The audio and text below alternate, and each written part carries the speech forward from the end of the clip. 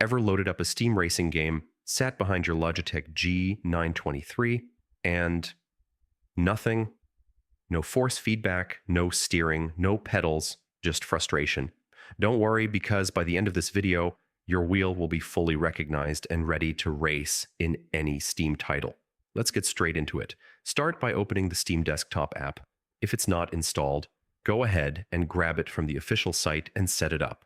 Once it launches, sign in using your Steam account. The Login button is usually sitting in the top right corner.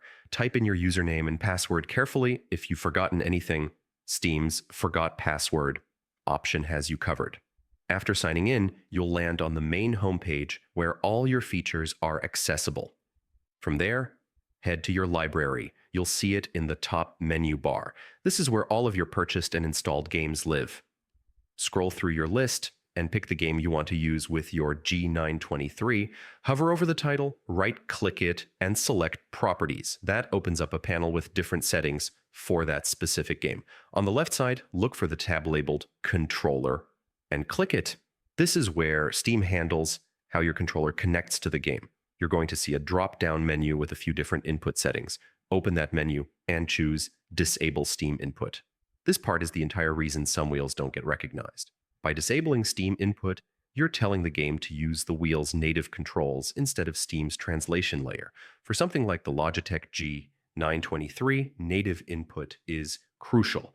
Otherwise, the force feedback and steering signals don't come through correctly, or the game may not detect the wheel at all. Once you've disabled Steam Input, you don't need to apply or save anything. Steam handles it instantly. Close the Properties window, launch the game, and your G923 should now be detected automatically.